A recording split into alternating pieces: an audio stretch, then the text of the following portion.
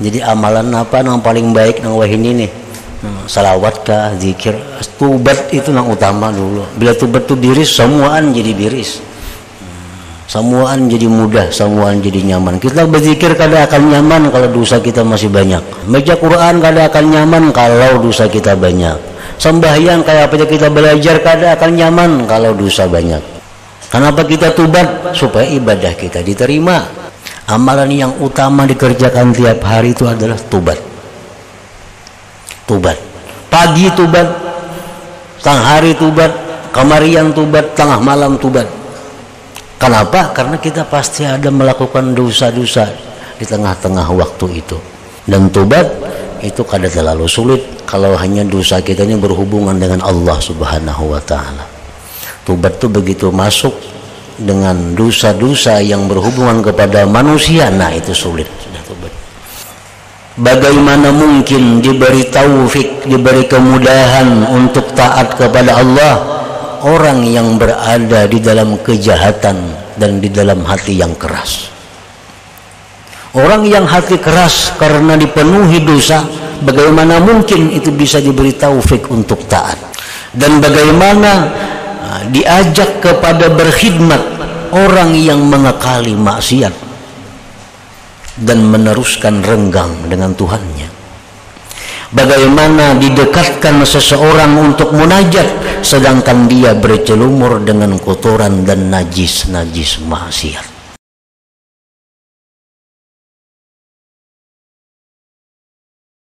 Alhamdulillah nahmaduhu wa nasta'inuhu wa nastaghfiruh wa na'udzu billahi min shururi anfusina wa min sayyiati a'malina may yahdihillahu fala mudilla lahu wa may yudlil fala hadiya lahu asyhadu an la ilaha illallah wahdahu la syarika lahu wa asyhadu anna sayyidana Muhammadan abduhu wa rasuluh.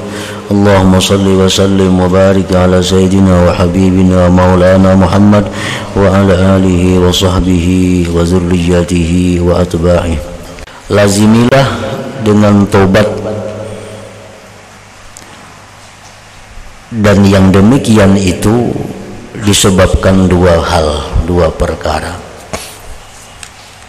Kenapa kita dituntut untuk bertobat kepada Allah, untuk kembali kepada Allah? Karena faidah tobat itu ada dua perkara. Ahaduhuma liyahsula laka tawfiqut ta'at fa inna syu'mad dzunub yurisul hirmana wa yu'qibul khidlan wa anna qaidaz dzunub yamna'u anil masyi ila ta'atillah azza wa jal wal musara'ati ila khidmatih lianna thiqalaz dzunub yamna'u minal khiffah lil khairat wan nasyati bit ta'at. Pertama, kita disuruh untuk bertobat itu agar hasil bagi engkau taufiqut ta'at, kemudahan untuk berbuat taat. Karena kejahatan dosa itu menimbulkan tercegah daripada taat dan mengiringkan kehinaan, dan bahwa ikatan pasungan dosa-dosa itu mencegah dia daripada berjalan kepada taat terhadap Allah Azza wa Jal dan bersegera kepada khidmat kepada Allah. Karena beratnya dosa-dosa itu mencegah daripada ringan berbuat baik dan rajin pada ketaatan.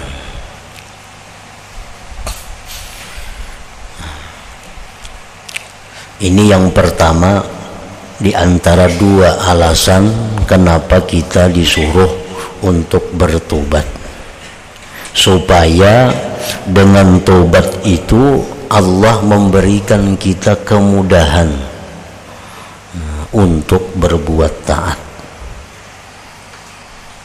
Karena dosa-dosa yang ada pada diri kita itu memasung kita.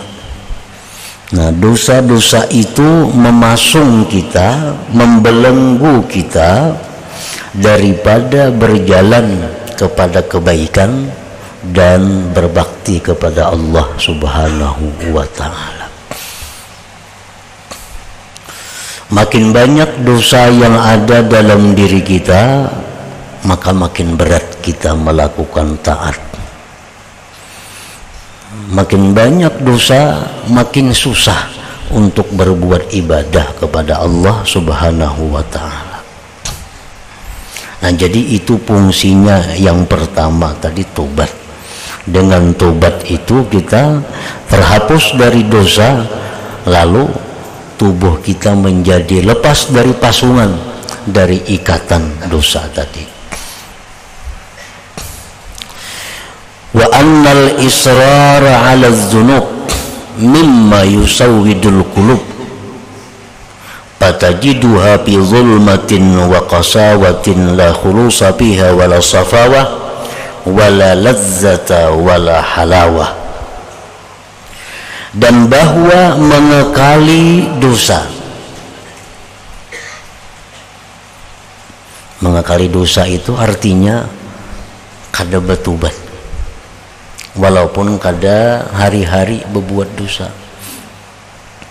Kita berbuat dosa 10 tahun telah lalu, satu dosa apa, tapi kita kada tobat-tobat dari dosa itu, maka itu namanya mengekali. Nah, mengekali itu adalah merupakan dosa yang lain lagi daripada dosa yang terdahulu. Jadi umpamanya kita hari ini ada menggunjing orang, nah, hari ini kita ada menggibah orang, kita kada segera tobat, nah itu namanya israr, mengekali. Walaupun kita menggunjingnya tadi, menggibahnya itu cuma sekali, tapi karena kita kada tobat disebut mengekali, dan itu dosa lain lagi daripada gibah tadi. Jadi kalau kita minta ampun kepada Allah, tobat kepada Allah daripada gibah, maka kita tobat pula daripada israr, mengekali itu. Bahwa mengekali atas dosa itu adalah menghitamkan hati. Sudah dijelaskan pada bab-bab yang terdahulu bahwa apabila kita berbuat satu dosa, maka itu menimbulkan satu titik hitam di dalam hati kita. Nah, hati kita itu laksana cermin. Nah, laksana cermin. Dari cermin itu kita bisa melihat diri kita. Dari cermin itu kita bisa melihat diri kita. Nah, cermin itu laksana hati. Nah, apabila cermin itu hitam, satu dosa satu titik hitam, dua dosa dua titik hitam, akhirnya cermin itu kada berfungsi sebagaimana mestinya. Cermin itu kada bisa kita pakai lagi untuk melihat diri kita. Nah, itu kenapa sebabnya? Karena cermin itu sudah terlalu banyak nuktah, titik-titik hitam di situ. Nah, jadi mengekali dosa itu termasuk sesuatu yang membuat hitamnya hati, maka kamu dapati hati itu dalam kegelapan. Wa qasawatin, keras, tidak ada murni padanya dan tidak ada bersih padanya, dan tidak ada kelezatan padanya dan tidak ada manis padanya. Orang beribadah kepada Allah membawa dosa, maka ibadahnya itu tidak ada kelezatan. Nah, ibadahnya itu kada ada manisnya. Jadi Jadi kenapa kita membaca Quran kada nyaman, kenapa kita berzikir itu kada nyaman, yang mestinya nyaman. Nah berarti itu hati kita ini ada dosa yang belum kita bersihkan. Berarti hati kita ini berpenyakit ngarannya. Nah, para muhibbin rahimakumullah, jadi dalam tubuh kita ini ada yang namanya zahir, jasmani, ada yang namanya batin, ruhani.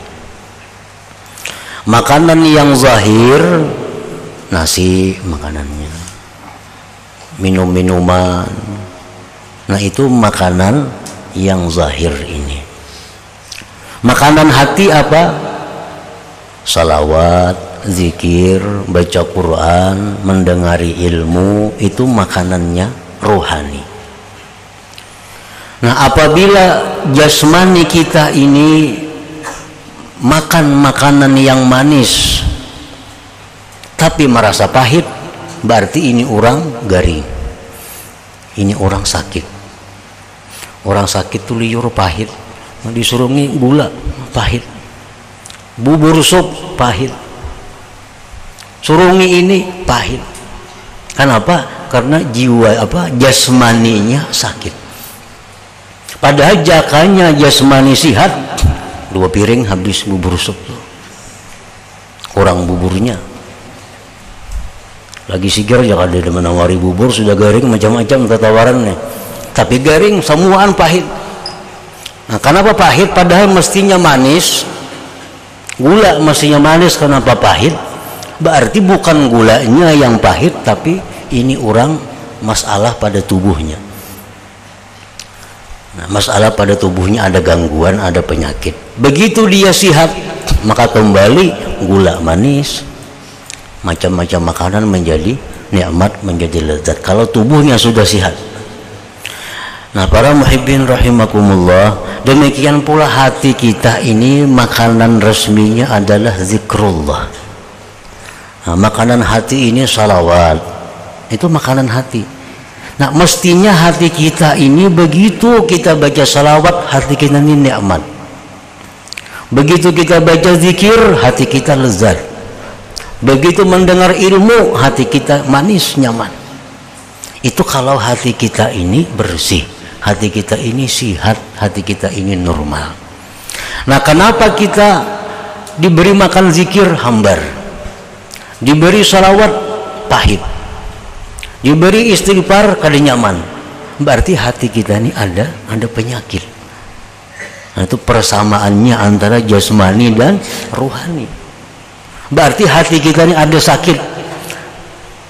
Nah kalau tubuh itu sakit, berbagai macam namanya penyakit, ada malaria, ada penyakit itu, penyakit ini. Nah hati itu penyakitnya adalah dosa, dan dosa itu pun bermacam-macam jenisnya dosa. Nah, jadi kalau kita berzikir, coba zikir 100 kali la ilaha illallah, nyaman kada hati kita? Bila kada nyaman, berarti hati kita ada dosa, berarti hati kita ada penyakit. Kalau hati kita bersih, pasti nyaman. Sebagaimana nyamannya liur kita memakan makanan yang manis. Kalau ada bedanya itu. Nah jadi hati yang penuh dengan dosa tadi, wala lazzata, tidak ada kelezatan, wala halawah, dan tidak ada manisnya. Wa illam yarhamillah ta'ala fasatajurru sahibaha ilal kufri wasyaqawah. Jika Allah tidak memberi rahmat kepada orang yang berdosa tadi, maka dosa-dosa itu akan membawa kepada kekafiran dan celaka. Sebagaimana perbuatan baik itu saling tarik menarik, demikian pula perbuatan jahat pun tarik menarik. Nah, kalau kita berbuat dosa, satu dosa kita kada tobat, nah itu akan mengundang lagi dosa yang lain. Dosa dua sudah jadinya. Nah dua dosa ini akan mengundang lagi dosa yang lainnya. Kalau kita kada tobat, mengundang lagi dosa yang lebih besar daripadanya. Akhirnya undang-undang mengundang, membawa kepada kekafiran. Dan kafir itu adalah dosa yang paling besar di antara dosa besar. Nah, perbuatan taat pun demikian. Kalau kita berbuat taat sedikit, tapi karena taat kita itu nikmat, taat kita itu lezat karena hati bersih dari dosa, akan mengundang kepada taat yang lain lagi.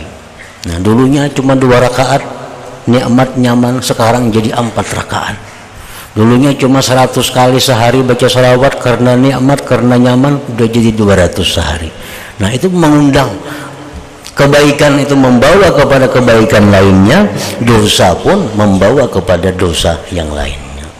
Bini-bini itu asal mulanya kada bakal kamban, baju panjang, tangan panjang, bajunya panjang sampai ke batis, cuma kada bakal kamban lagi seputing. Nah, bila itu kada tobat inya, kena bahandap selawarnya tuh. Bila itu kada tobat, kena bahandap selawarnya.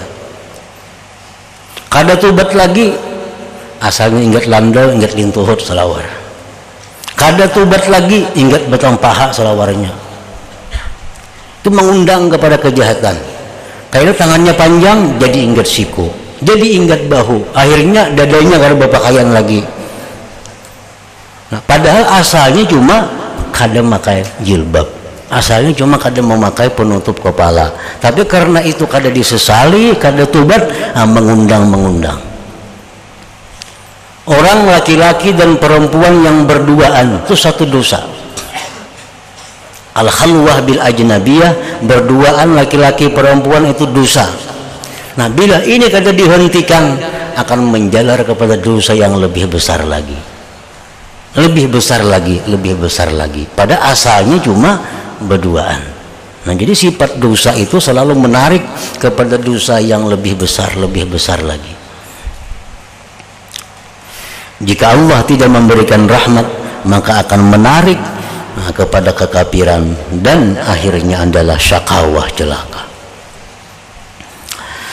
Faya ajaba kaifa yuwaffaqu lit-ta'ati man huwa fi syu'min wa qaswah, wa kaifa yud'a ila al-khidmati man huwa musirrun 'ala al-ma'siyati wa muqimun 'ala al-jafwa, wa kaifa yuqarrabu lil munajati man huwa mutalattikhun bil aqdari wan najasat.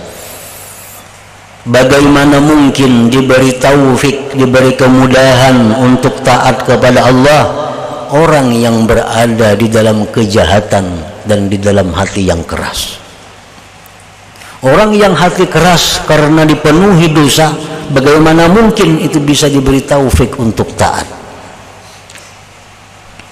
Dan bagaimana diajak kepada berkhidmat orang yang mengakali maksiat dan meneruskan renggang dengan Tuhannya?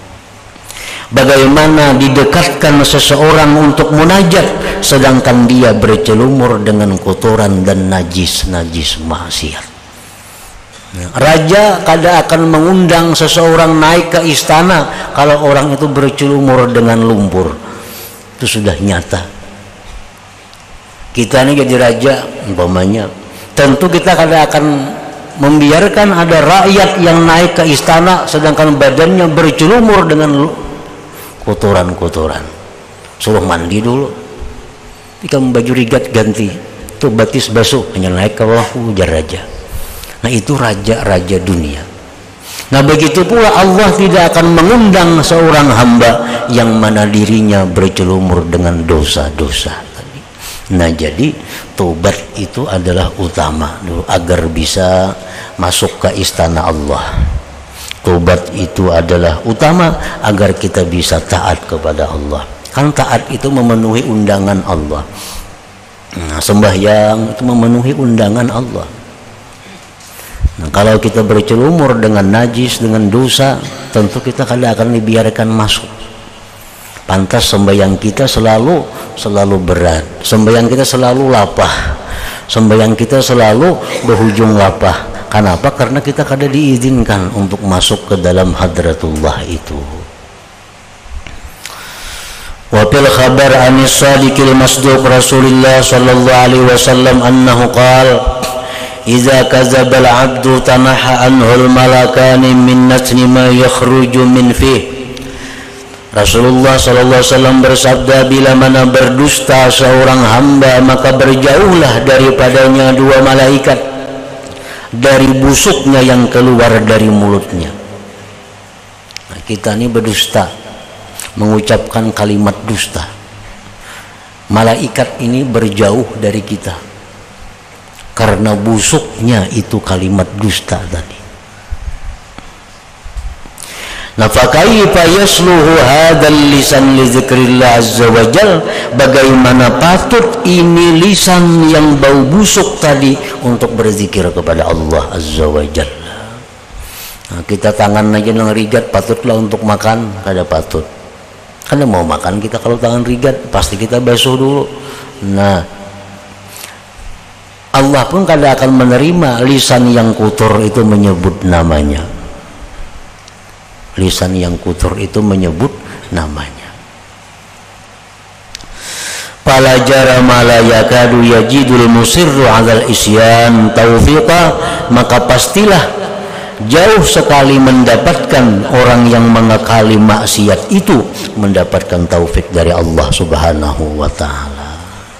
Nah, kenapa jar malas beribadah? Kenapa kada mau awit beribadah?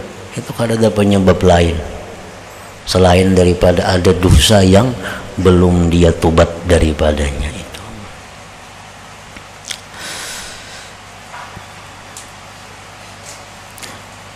Wala takhibbu arkanuhu liibadatillah, dan tidak akan ringan anggota tubuhnya itu untuk beribadah kepada Allah. Orang yang masih bercelumur dengan dosa kada akan ringan anggotanya beribadat kepada Allah. Fa in ittafaqa fa bikaddin, jikalau dia beribadah juga maka dengan susah payah. La halawata ma'ah wala saqwa, tidak ada manis besertanya dan tidak ada kebersihan, kejernihan baginya. Wa kullu dzalik li syu'miz dzunub wa tarki taubah, seluruh yang demikian itu akibat daripada jahatnya dosa dan meninggalkannya tobat. Jadi apa amalan yang paling baik kita kerjakan setiap hari? Apa amalan bukan hanya baik, yang utama dikerjakan tiap hari. Amalan yang utama dikerjakan tiap hari itu adalah tobat. Tobat. Pagi tobat, tengah hari tobat, kamarian tobat, tengah malam tobat. Kenapa? Karena kita pasti ada melakukan dosa-dosa di tengah-tengah waktu itu.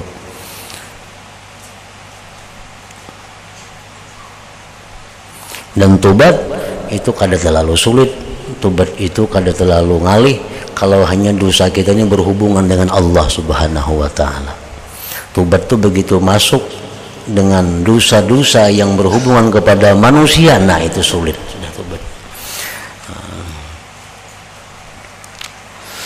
Walaqad sadaqa man qala, sungguh benar orang yang berkata, idza lam taqwa ala qiyamil lail wa siyamin nahar fa'lam annaka maqbulun qad qabbalatka khati'atuk.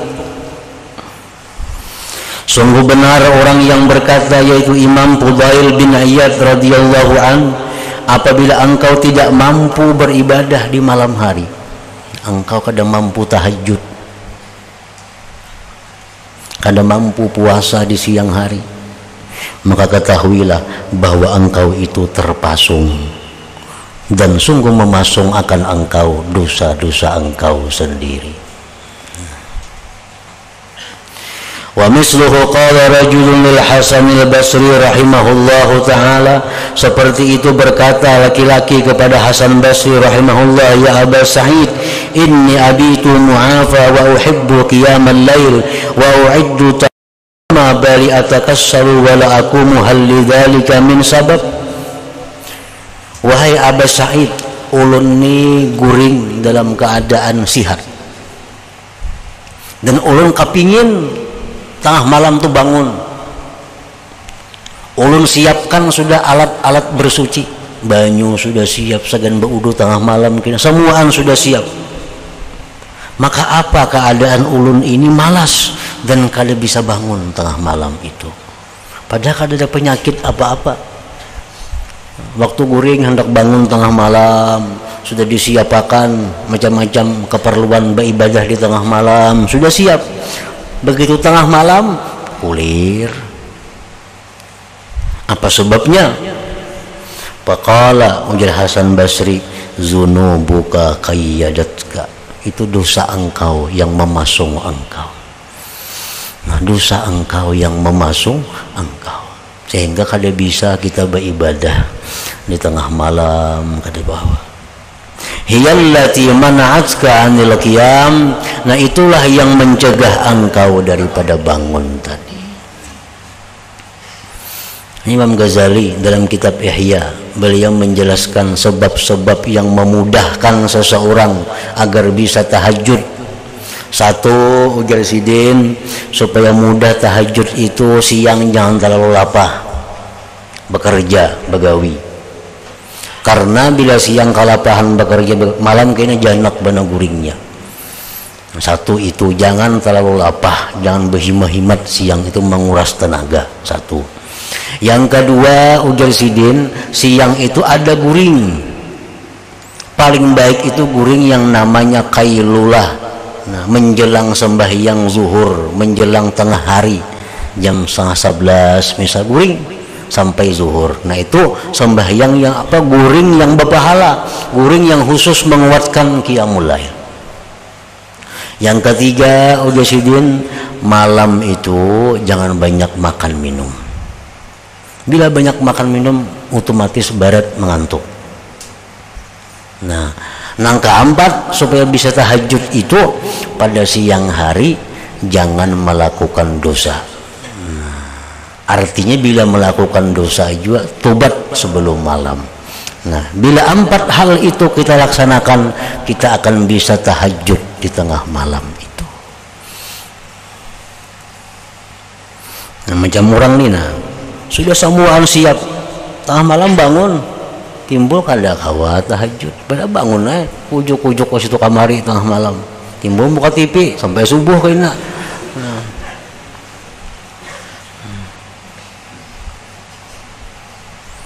Nah itu kan ada lain sebabnya, zunubun qayyadatka, dosa-dosa itu yang mengikat engkau. Nah jadi itu yang pertama alasan kenapa kita ini selalu diperintah untuk tobat itu. Jadi amalan apa yang paling baik nang wahini nih? Salawat kah, zikir, tobat itu yang utama dulu. Bila tobat itu diris, semuaan jadi diris. Semuaan jadi mudah, semuaan jadi nyaman. Kita berzikir kada akan nyaman kalau dosa kita masih banyak. Baca Quran kada akan nyaman kalau dosa kita banyak. Sembahyang kayak apa kita belajar kada akan nyaman kalau dosa banyak. Dosa itu mengikat dari segala kelezatan tadi. Wasani minal amrain, yang kedua dari 2 hal kenapa kita disuruh tobat itu, innama talzamuka taubatu lituqbala minka ibadatuk. Nah, agar diterima daripada engkau ibadah engkau. Kenapa kita tobat? Supaya ibadah kita diterima. Karena kalau kita menggunjing orang umpamanya, nah, kita kada tobat-tobat daripada menggunjing orang. Sembahyang kita kada diterima. Pakaian kita ada harta yang haram, sembahyang kita kada diterima. Makanan yang haram kita beribadah kada diterima. Menipu orang kada minta maaf, kada minta halal, sembahyang kada diterima. Nah jadi innama talzamuka taubatu lituqbala minka ibadatuk, supaya diterima daripada engkau ibadah engkau. Kan di Quran dijelaskan innama yataqabbalullah minal muttaqin, Allah hanya menerima amal orang yang takwa kepada Allah subhanahu wa ta'ala. Jadi bila kada bertobat dahulu kayak apa aja beramal kada diterima Tuhan, selama masih ada dosa-dosa yang kita belum tobat daripadanya. Kan tobat ini pembersihan diri daripada kotoran najis dosa. Nah dengan bersih itu kita akan mudah disilahkan untuk masuk ke hadratullah. Hadratullah adalah ibadah kepada Allah Subhanahu wa ta'ala. Nah, jadi dua hal itu yang menyebabkan kenapa kita disuruh tobat. Satu, supaya kita bisa mendapat undangan Allah untuk taat. Nah, yang kedua, supaya taat kita itu diterima. Taat kita diterima. Karena bila kita diundang, nah itu ada harapan diterima. Orang bocor umur misalnya lawan kotoran, tigat baju batu serigat, kada diundang ke istana, masuk ke istana Bakakarasan, kada menghadapi juga rajanya. Tentu raja kada akan mau menghadapi. Nah, sama orang banyak berisi dosa, kada batu-batu tatap sembahyang bepaksaannya, kada Tuhan terima juga sembahyangnya. Nah, itu persamaannya, perbandingannya. Jadi tobat itu membersihkan dulu. Bila kita bersih diri, nah kita bisa diundang oleh Allah. Bila Allah mau undang, tentu Allah akan menerima apa yang kita sampaikan ke hadirat Allah Subhanahu wa ta'ala. Ila hadratin Nabi sallallahu alaihi wasallam. Al-Fatihah. Iyyaka na'budu wa iyyaka nasta'in. Ihdinas siratal mustaqim. أشهد أن لا إله إلا الله وحده لا شريك له